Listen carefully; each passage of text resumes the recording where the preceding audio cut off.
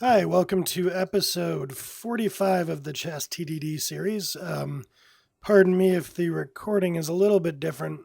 I'm actually on the road and I have my normal mic, but I don't have the mic stand, so I'm kind of holding this heavy mic up to my mouth and trying to maintain the proper distance and all that. So hopefully I'm getting that right. In this episode, I know it's been a while. I actually recorded the coding for this right after ChessTDD44 in my efforts to not go over time. I'm splitting them up sometimes kind of right in the middle of a programming thought, so to speak. So you can even see um, the sync for GitHub over there, still fresh off the presses from last time. But interestingly, I did not record the audio until I think this is about 2 weeks after I recorded the code. So I took a watch of what I did. It's still not particularly fresh in my mind, but what I wanted to get done here was to be more complete with the way that en passant was working for a white piece, a white pawn that moves forward two, subjecting it to capture by a black pawn via en passant. I'd gotten this working in one sort of specific scenario and then started to hit this problem of, oh, well, it's not just enough to flag the opponent's piece from board to say that this is a piece that can do en passant. You have to actually say which en passant, because if I'm a pawn, there are two possible en passant captures that I could make unless I'm the pawn at the very edge of the board. So figured that out pretty quickly. I don't remember if it was at the end of the last episode or the beginning of this episode when I was coding, but that's something that I realized was going to need to happen. So what I wound up doing here is saying, okay, instead of just having this like Boolean property that I'm going to set to true when en passant is a possibility for this pawn, I am going to have to inboard specify that there is an en passant move available to the pawn, and then probably pass in the coordinate at which that capture can be done. And it is a safe thing to pass in a single coordinate as opposed to a few of them, because en passant expires after one turn. So if you kind of cheat and move your pawn up two squares, I get exactly one turn to capture it. If I don't, then the possibility for en passant goes away. And that's actually a test scenario that I'm going to have to get to in a subsequent episode. I do not get to it in this one. But before we have this en passant beast fully wrangled, that'll be something we have to do. However, for the purposes at the time being, that gives us a nice ability to know that there is never going to be a situation where a pawn can make two possible different en passant moves. There's only ever going to be one. But in having a particular piece flagged as the one that can do it, it needs to know where, because the piece has no ability to query the board about what's around. So it can't say like, oh, well, deductively, I can infer that I can do en passant with the one pawn that's next to me or something. It's not possible, because recall that the pieces do not know anything about the board or other pieces on the board. All right. My apologies. I actually had recorded a while onwards at this point, but because I am holding the mic, the USB cord came out of the back. So I was talking for quite a bit of time and not actually recording anything. So rather than go back through and try to re-listen to the first, let's see, 4-ish minutes of this again, I'm just going to kind of pick up where I left off and try to make some of the same points that I did before. Sorry about that. I guess the perils of recording without my normal setup. What I did design wise in this episode is to start to think about this concept of storing a board coordinate rather than a Boolean flag. So the idea is a pawn is going to be able to, I guess, theoretically, you're going to need to know about where on the board the en passant thing can take place. So hopefully that was not ground I had already covered. But the basis of what I'm doing here is converting, or at least setting up to convert so that we're storing a board coordinate for what the en passant target is rather than just saying, hey, it's available, you figure out what that means. You figure out what that means worked for the thin sliced case of just that there was like one, side for en passant, but like that's not going to work anymore. So what I'm doing is using the unit tests to drive out this concept. And what you'll see me do here is something that I do a fair bit, and I think it's a good technique for me. I might stay away from it. Maybe if you're brand new to unit testing and stick to the sort of, or I'm sorry, to TDD and stick to the discipline of, write a new red test every time you want to change the production code. But I think I've said this before in this series. I'll say it again.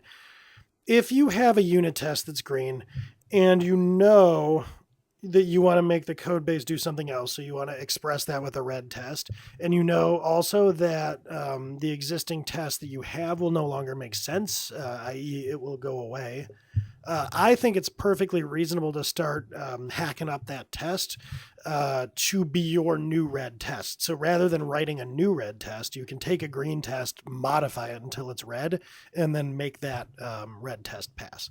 Now, the reason I say you might not do that at first if you're just kind of practicing and getting used to the discipline is that it's sort of like fudging two steps into one in a sense. I don't actually see any harm in it, but it's a matter of whatever you're comfortable with.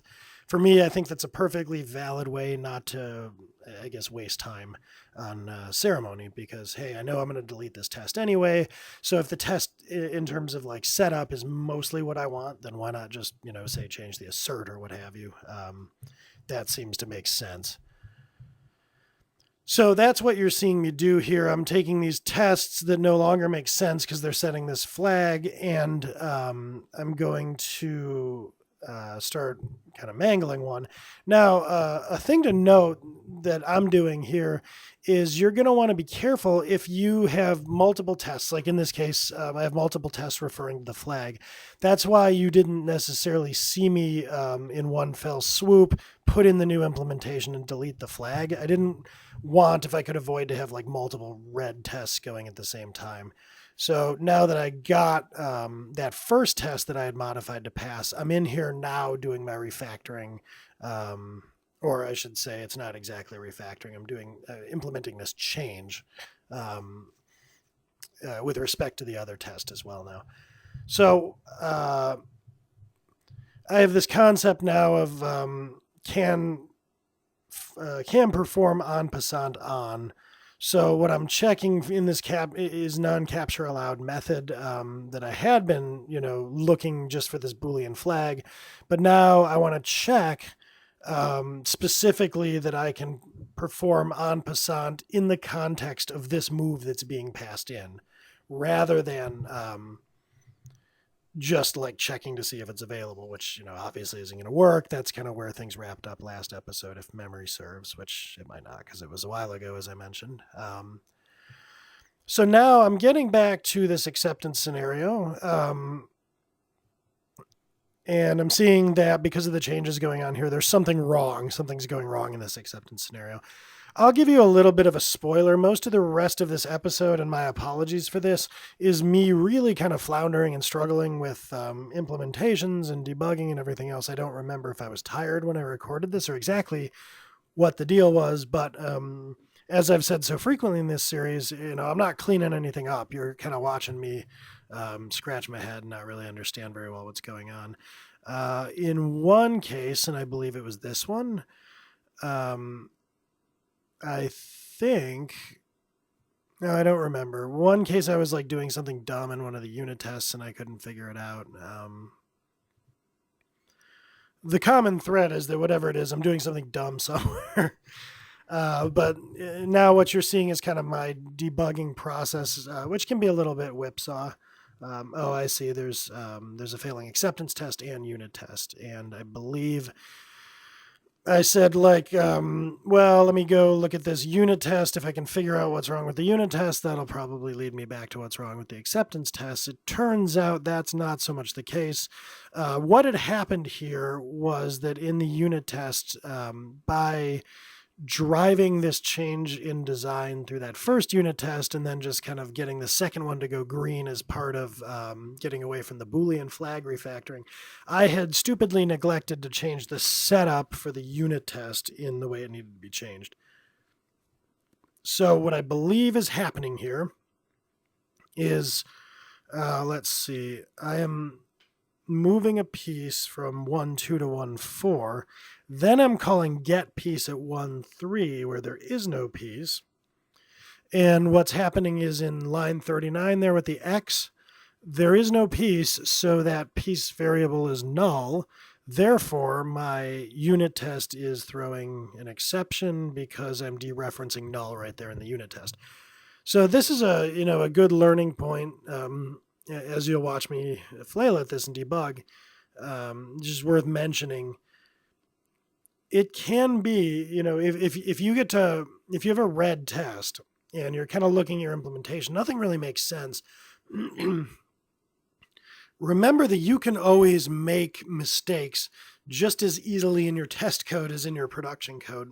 So like in this case, it's entirely possible that I've written a dumb test. I maybe wasn't quite right in describing this earlier, but whatever the case may be, the problem there was the unit test. So it's nice to have that straightened out. The unit tests are back to behaving the way I want. The problem is now this acceptance test is not behaving the way I want. So I am still not whole from this move away from using the Boolean flag and to using a coordinate. So somewhere in here I did something wrong. The safe bet is that it's in or around this can perform en passant on, because everything was, I believe, hunky-dory with that acceptance test up until I started doing this stuff so that I could get the en passant implemented for both sides. So now you're seeing me in the relatively awkward process of trying to figure out, okay, where are things going wrong? What's going wrong? I sort of seem to recall now. I'm pretty close to it, I believe. It's just a question of how I'm reasoning about this is non-capture method. But what you're seeing me do is kind of in like preference order. Like I try to stay away from the debugger. If I see red, the first thing I obviously want to try to do is if I, hone in on exactly what's going wrong. If I can't, you'll see me start to play sometimes with the variables. Like there I changed origin or destination to origin. I do not honestly recall if at the time I was doing that as a sort of deliberate thing or if I was just kind of trying something. I do a lot of just trying things in the unit test because I really prefer to avoid the debugger. I am sure I've mentioned this before, but I don't like the thought that I need to run the code to understand what it's doing. I really like to keep my code in a state where I can look at a given method and reason at compile time. Given these inputs, here's what it will do for outputs, and so on and so forth. Now, there is an element of cheating to this since I'm using a continuous testing tool, which is a runtime consideration. It's actually running my unit tests. But nevertheless, the whole goal is to keep the code in a state where I can just read it and reason about it. So I really try to steer myself away from the debugger. That said, I am not religious about it. I think you'd be hard pressed to argue that I am, since you see me pop into this thing, once every episode or two. And here I am. So usually I get into the debugger when I'm sort of at the end of my rope and not sure what's going on. And that's the case here. But another thing that you'll see me do a lot is it's an element of temporary programming by coincidence, where maybe I'll look at it and say, I wonder what would happen if I deleted that origin.x-1. Like maybe I'll just try that, and who knows, maybe all the tests go green. If that happens, then the next thing I'll do is like write another test to tease out or confirm my understanding, or squint at the code for a while and make sure I understand why that worked. So I am not opposed to just trying experiments with the code to see if I can get to green or to see if I can get a different test to go red or something. Experiments are fine. Just always, always, always make sure that you understand why it happened before you move on. The problem is not fixed when you get all your tests green, because the problem still exists in your head. You don't know what your code is doing. So programming by coincidence doesn't just mean that you have some legacy code base, you tweak a value, everything seems fine.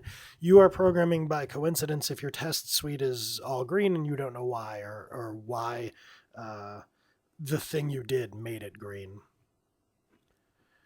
So, as I said, there's a good bit of floundering around going on in this episode. And now, even though I just watched it on a pass through earlier this afternoon, I still don't remember exactly what I was doing wrong.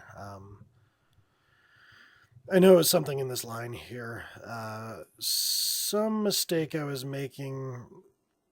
I think maybe the origin and I don't know. And again, that is a smell. So I know that at the time I was writing this code, I got it, I fixed it, and I knew why.